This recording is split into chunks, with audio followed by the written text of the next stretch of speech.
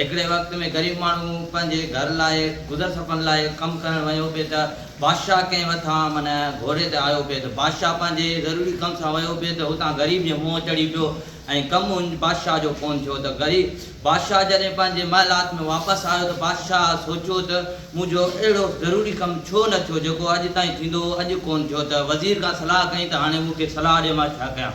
त